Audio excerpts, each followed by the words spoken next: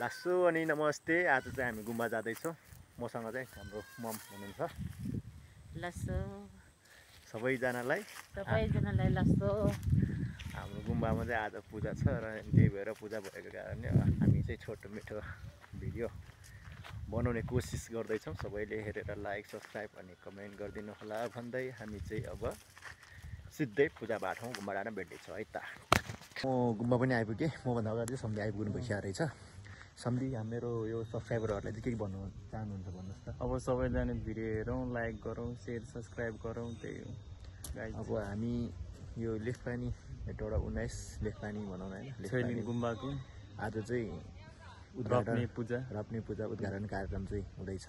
हामी पहिला यहाँको दृश्य देखाएर अनि त्यसपछि तपाईँहरूलाई पूजाको काम चाहिँ देखाउनेछौँ है त।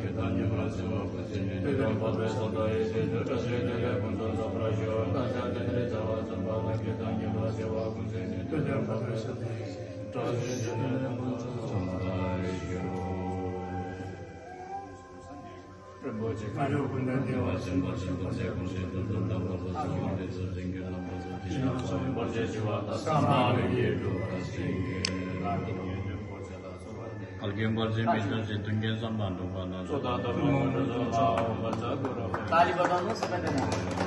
अब हामी छैलिङ गुम्बाको उद्घाटन भइहाल्यो।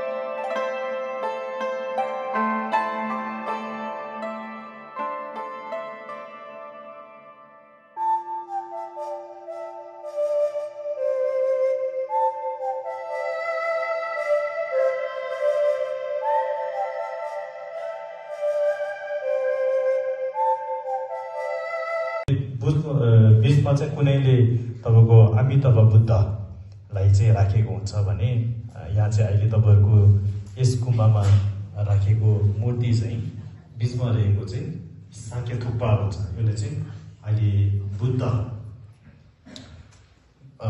बुद्धको मूर्ति स्थापना गर्नुभएको हो है। अनि उतापट्टि रहेको सेतो चाहिँ चेङ्ग्रिसीको मूर्ति हो। अनि यतापट्टि भएको उहाँको बुद्धको देब्रेपट्टि साइडमा भएको चाहिँ अनि गुरु पद्मसम्भावको मूर्ति स्थापना गर्नुभएको छ। यो त्रिमूर्तिलाई नै हामीले त्रिकाया भनेर भन्ने गर्दछ। यो चाहिँ हामीले जान्नुपर्छ त्रिकायाको मूर्ति।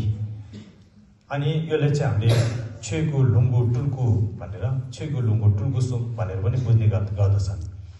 अब छेगु भनेको चाहिँ धर्मकायको रूपमा चाहिँ हामीले बुद्धलाई लिन सकिन्छ। त्यसै गरी शम्भुकाया लुङ्गुकु भन्छ। लुङ्गुकु चाहिँ तपाईँको शम्भुकायाको मूर्ति भन्छ। शम्भुकायाको मूर्ति चाहिँ तपाईँको चेङ्ग्रिसीको मूर्तिलाई भन्ने गर्दछ। चेङ्ग्रिसीहरूलाई चाहिँ र बुद्ध र बोधिसत्वहरू जस्तोलाई चाहिँ उहाँहरूले चाहिँ हामीले लुङ्गु भनेर भन्ने गर्दछन्। र त्यसै गरेर यतापट्टि जुन टुल्कु भन्छ, टुल्कुलाई चाहिँ हामीले निर्माण काया भन्छ। अनि निर्माण कायको रूपमा चाहिँ तपाईँको गुरु पद्मसम्भावलाई लिने गरिन्छ। उहाँहरू तिनवटा चाहिँ छेगु लुङ्गु टुल्कु सुम भनेर हामीले छोई भाषाबाट भन्छ भन्यो भने नेपालीमा चाहिँ धर्मकाय, शम्भुकाय र अनि निर्माण काय भनेर त्रिमूर्तिलाई चाहिँ हामीले स्थापना गरिसकेको छ। अब यो मूर्ति स्थापना गरेर मात्रै नहुने रहेछ। अब यो भित्र चाहिँ हाम्रो विभिन्न प्रकारको सुङ भन्छ। सुङ भनेको चाहिँ हाम्रो शरीरलाई चाहिने भित्री चिज हुन्छ। त्यो चाहिँ हाम्रो जस्तै मुटु, कलेजो होइन, जति पनि अङ्गहरू हुन्छ भित्री अङ्गहरू, त्यस्तै गरेर उहाँको चाहिँ सोक्सिङ भन्छ। मेरुदण्डदेखि लिएर उहाँले चाहिँ जति पनि त्यो मुटु, कलेजो सबै चिजहरू चाहिँ सुङहरू जुन मन्त्रबाट राख्नुपर्ने सुङहरू सबै चाहिँ त्यहाँ हालिसकेको छ। सुङ ढुक गरेर सुङलाई चाहिँ जगाएर तपाईँको मूर्तिभित्र चाहिँ हामीले राखिसकेको छ। अब यो मात्रै भएर पनि नहुने रहेछ। अब चाहिँ के गर्नुपर्ने रहेछ भन्दाखेरि चाहिँ उहाँलाई प्राण दिने, यसले चाहिँ प्राण प्रतिष्ठान भन्ने गर्दछ। अब प्राण प्रतिष्ठान भन्नाले उहाँलाई चाहिँ प्राण दिने र उहाँले चाहिँ सेम्जन थाम्चे भन्छ। सेम्जन थाम्चेहरू भनेको संसारका जति पनि प्राणीहरूलाई चाहिँ उहाँले हेर्नको लागि उहाँको जुन अहिले चाहिँ हाम्रो उहाँको अनुहार पुरै मुहारहरू पुरा छेकेको छ। अब उहाँले चाहिँ त्यो मुहार चाहिँ खोलेर चाहिँ हामी सबैजनाको उद्धारको लागि अनि हामी सबैको भलो गर्नको लागि होइन, जस्तै हित गर्नको लागि चाहिँ उहाँले सबै प्राणीहरूलाई चाहिँ हेर्नुहुन्छ भन्नुहुन्छ। त्यतिखेर चाहिँ अनि त्यो भएको कारणले गर्दाखेरि अब तपाईँले जति पनि पूजा चलाउँदाखेरि, ढोक चलाउँदाखेरि चाहिँ हामी अति उत्तम हुन्छ भनेर चाहिँ भनिएको छ। त्यस कारणले गर्दाखेरि तपाईँहरू सबैजना एकछिन धैर्य गरेर अनि बस्दिनु होला। यो तपाईँको लगभग 10-15 मिनटमा चाहिँ यो अब जुन प्राण प्रतिष्ठान कार्यक्रम हुन्छ यो चाहिँ सम्पन्न हुन्छ यहाँ चाहिँ। अनि त्यसपछि हाम्रो धर्मपालाको पूजा, त्यसपछि छोक घनचक्र पूजा, त्यसपछि अनि बारमेन सबै चिजहरू चाहिँ अब यो पछि चाहिँ हुन्छ। त्यो कारणले गर्दा तपाईँहरू सबैजनालाई एकछिन बस्दिनु हुनको लागि पनि म अनुरोध गर्न चाहन्छु।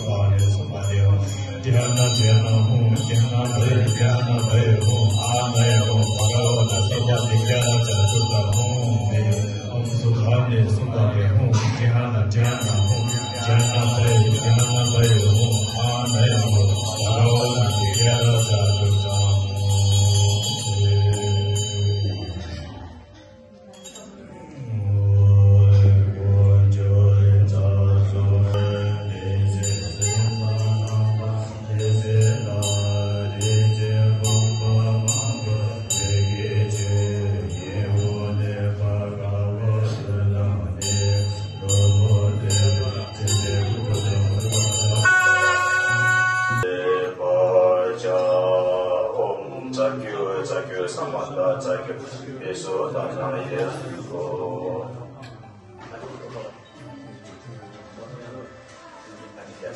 ताली बजाउनु छ सबैले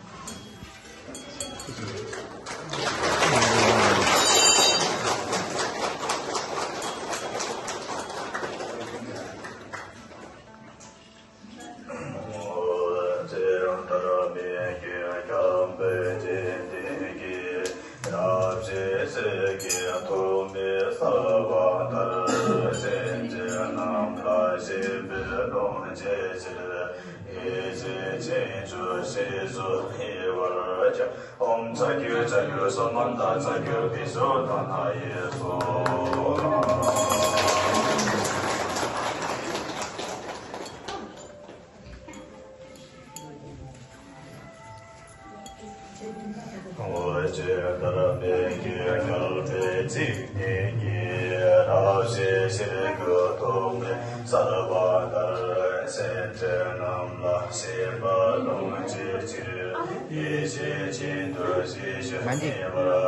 Om Jagyu Jagyu Samanda Jagyu Vishodhana Yeso